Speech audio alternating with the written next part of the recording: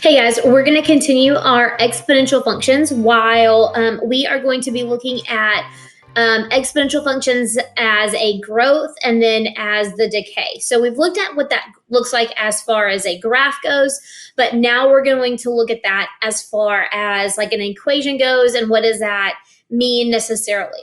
So we're going to start off with growth first. So exponential growth, the basic equation here is A, which is the ending amount, is equal to C, which is that beginning amount or initial amount, and then times 1 plus R, which rate, that's going to be the rate of growth. So the difference between growth and decay is that for growth, it's just going to be 1 plus the rate, and then for decay, it's going to be 1 minus the rate. And then that's raised to the t power. So t is going to be our variable every time because we are trying to find, because remember that's an exponential function, the variable is in the exponent. So just a quick little note here. So A is basically that ending amount. And then C is going to be the initial amount or beginning amount. So how much do they start with? So just an example for the coronavirus, how many people started out with it, and then what's the rate of growth, and then T would be the number of days going on. So just a little tidbit there. And then R is going to be the rate of growth. And then T is going to denote time. Okay, so this works with compound interest. You guys looked at that a little bit last year.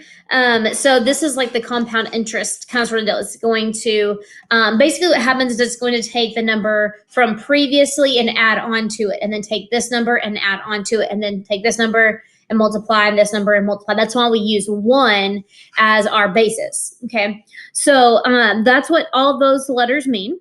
So when you're looking at y equals 2,000 times 1.05, raised to the t power, we're looking for that initial value. Well, the initial value is going to be in the place of C, which that's going to be 2,000. So my initial value is going to be 2,000.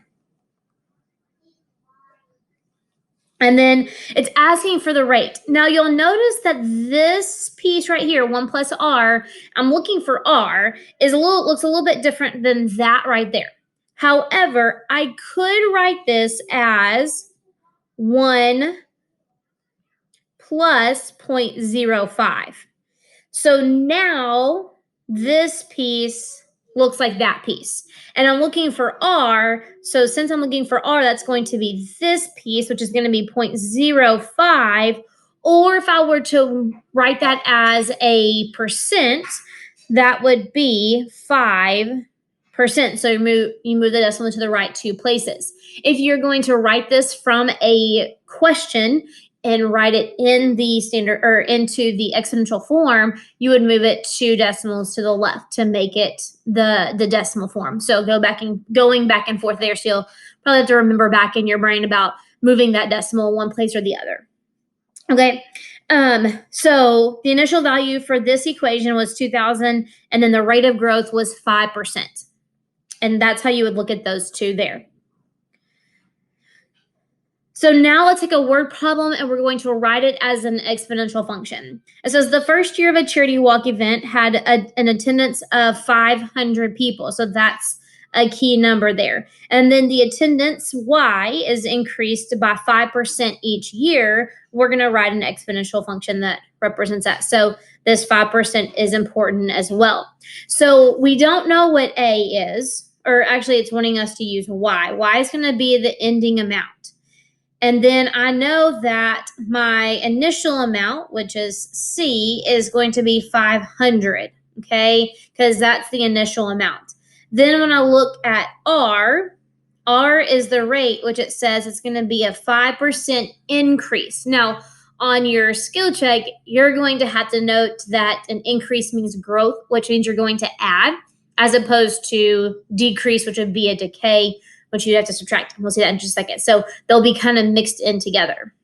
So our rate is 5%. I need to write that as a decimal, so moving it to the left 2 places, which would be 0.05 like we saw in the example above. So now I have all my pieces that I can use to go write my equation now. So my C value, my initial value, times 1 plus 0.05 raised to the X or T value. So this should be kind of sort of depending on what it tells you. It does not tell you necessarily one way or the other. So then I'm going to go ahead and simplify this piece right here because we could go ahead and add those together. So therefore, final equation is going to be y equals 500 initial times 1.05, 1 plus the rate, and then raised to the t power. That would be the exponential function that would represent this situation. Now let's look at decay. So A and C, R and T all represent the same thing. The only thing that is different this time is that we have a minus sign. So I'm going to take 1. That's kind of like our initial, or that's like our base, okay? And so since the rate is it's decay, it's decreasing, it's going to be going down below 1. So that would mean that I'm going to subtract the rate, and the rate must be in decimal form as well. So let's look here at our equation that we're going to analyze first. So the initial value, which is in the place of C here, is 14,000. Okay, so our initial value still stays the same. Now here's where the rate comes in. So I'm going to look at the rate, which is 1 minus R, and I have 0.92. So this is 1 minus 0.08. So that's 0.08 away from 1. Okay, 0.92 is. So this is my rate. It's a little bit different than last time because I could just split it up and write it like 1 plus 0.05. But this time I have to figure out what that difference is. So to get this difference here that's in the circle, you could do 1 minus 0.92. So if you're not sure about it, completely fine. Just to find that rate, you're going to do 1 minus the rate and find the rate there. You can do that for the other one as well. You could do 1 minus what's in the parentheses, and then that would tell you what your rate is there. So the rate of the decay is 0.08, which to make that percent, the rate of decay would be 8%, going down 8%. So you bought... so now we're going to write an equation, okay? You bought $2,000 worth of stocks in 2021. The value of the stocks has been decreasing by 10% each year. So write an exponential growth function to represent this situation. So you have y is going to be equal to C is the original amount, which was you bought $2,000 worth of stock. So they were worth $2,000. Unfortunately, later on, they're not going to be worth as much because it's been decreasing. So the rate is 10%, which to write that as a decimal, you would write that as 0.1. So now to go write this into our equation. So y equals to our initial amount, which is 2,000, times 1 minus 0.1 raised to the t power. Again, I can simplify this piece right there.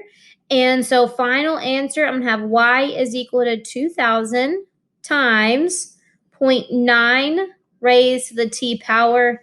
That would be the exponential function that would represent this situation for the stocks bought in 2021. So just a couple of key things. So here's what I want you to look for. When you look inside the parentheses, okay, if this number right here, I'm going to call it B. Okay, so if B is greater than 1, you're going to have a growth. If B is less than 1, you're going to have a decay. So when I had like my A is equal to C times this B piece, and then raised to the t power, if B is greater than 1, it's going to be growth. If it's less than 1, it's going to be a decay. Now to find out what B is, or to find out what R is, you're going to do b, 1 minus b would give you your rate. Okay. Now, sometimes it's going to be a negative. Keep it as the positive. So almost the absolute value of that. So you want it to still be positive, your rate. And then make sure you write it. So if it's asking for the rate of growth, you're going to write it as a percent. But if you're trying to write it as a into an equation, you're gonna have to write it with a decimal. So you're gonna have to be able to go back and forth there. Remember, moving 2 decimals to the right or 2 decimals to the left on both of those. So that's just kind of a big kind of overview on writing those equations, as well as analyzing the initial value and the rate of decay. And that's it. That's what I got for you for growth and decay of exponential functions.